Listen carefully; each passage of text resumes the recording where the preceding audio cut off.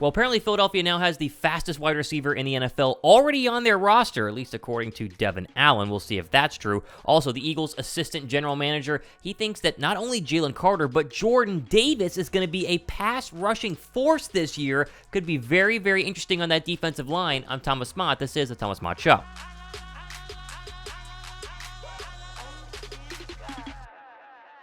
What's up, guys? Thomas Mott here. Welcome to the Thomas Mott Show on a Wednesday. Hopefully you guys had a great 4th of July. Let's start with the fastest player in the NFL. Well, the self-proclaimed fastest player in the NFL, and that is the Eagles wide receiver, Devon Allen. He did an exclusive 6-minute, almost 7-minute interview with TMZ where they asked him about, the USA Olympic career and all the 110-meter hurdles, but most importantly, the football stuff. And it was the football stuff that got him in maybe a little bit of trouble, at least a little bit of drama on the internet, as he was asked who the fastest player in the NFL is, and Allen said, quote, "I am the fastest, definitely." He said, "I definitely am." He also said, talking about DK Metcalf and Tyreek Hill, quote, "I'm not going to roast those guys because what they did was impressive. I raced Tyreek Hill when I was in high school. We raced and he smoked me when we were in high school, and DK Metcalf ran a 10-3 a couple of years ago is super impressive for a guy that's 6'4", 225. But I think especially at the top level, top 5, top 10 in the world, there's a big gap in terms of just performance," end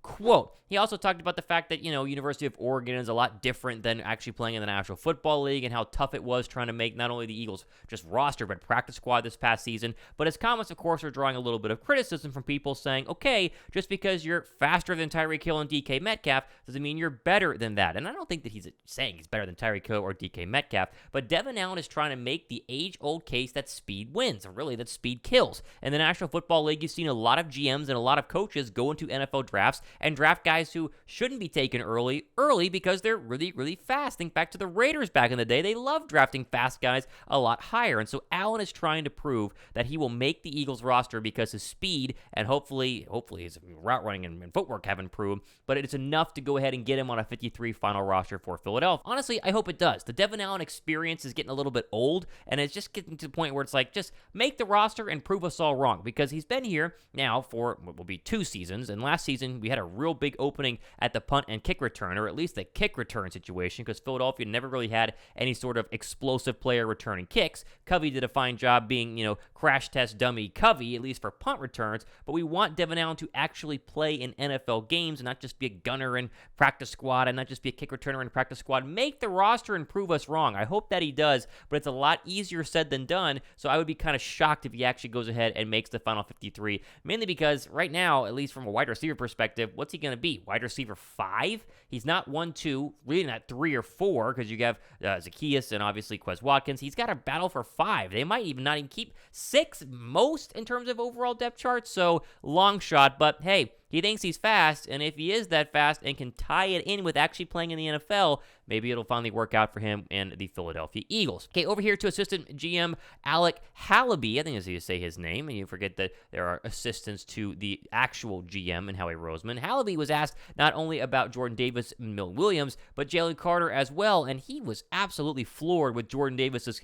continued growth this offseason. Quote, "Do we expect Jordan Davis to become a force as a pass rusher? Yeah, we do. Do we expect Milton Williams to continue to grow? Yeah, we do. If Jordan Davis becomes a force as a pass rusher, something he really didn't do in college, right? Jordan Davis was the big man in a 3-man front or sometimes a 4-man front at UGA who was just big and a man and plugged the holes and stopped the run. That was what Jordan Davis was supposed to do. Now in Philadelphia, pre-ankle injury, he did that very, very well, but the expectation of Jordan Davis ever being some sort of great interior pass rusher was never really there. I mean, you and I never really thought that. We think Jalen Carter is now the great interior pass rusher, and Jordan Davis is the great interior run stopper. And while that may be true, if they think, at least from a higher-end GM level, that Jordan Davis can become a good pass rusher, and he does, Philadelphia's defensive line, which is already the best in the National Football League, becomes even more scary, because we talk about pressure from the outside. You got Reddick coming around, you got Josh Sweat, Nolan Smith, the Derek Barnett coming off the edge. That's always a pain in the butt for quarterbacks, but true pocket passing quarterbacks, most of the National Football League,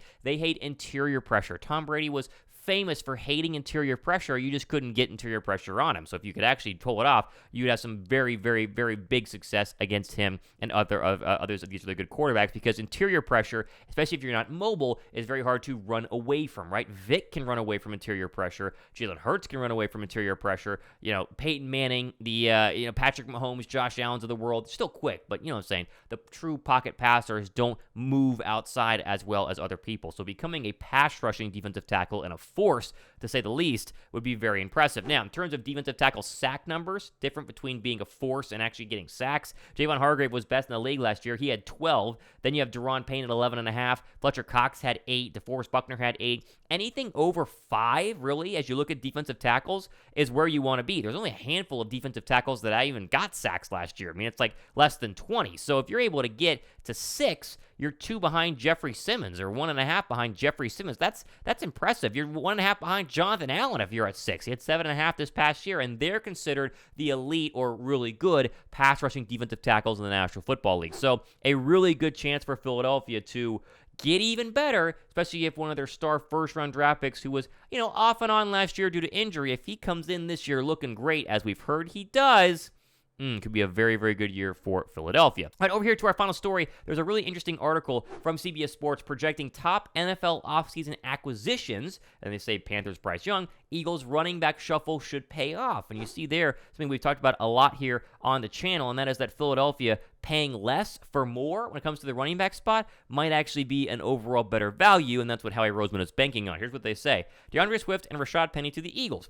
Call it the discount duo. Instead of paying Miles Sanders to return as their starting ball carrier, the reigning NFC champs took Swift off the Lions' hands and linked Penny to a 1-year prove-it deal in free agency. Neither veteran has been especially healthy throughout his career, but both have flashed elite breakaway ability. In tandem, alongside Jalen Hurts, returning running backs Boston Scott and Kenny Gainwell, they have a real path to efficient, explosive production in Philadelphia. And that's the key, the first word here, right? As you get to the fact they're a discount duo because of injury. If they stay healthy, we all understand they're going to be fantastic. No one is debating that. It's the health factor. Now, we can talk about who gets more carries. Is it Swift 1, then Gainwell 2, then Penny, then Scott? How are they rotate them around? I don't know. I think at times last year, the Shane Steichen offense didn't do a great job of running back rotation. Miles Sanders kind of sat a little bit too much, not just in the Super Bowl, but kind of throughout the entire regular season. They ran the ball great regardless, so it didn't really matter. I hope that they're not only having a strong battle to see who gets the most carries, but a really strong plan for their rotation, because that's going to be a big key factor for Philadelphia, not only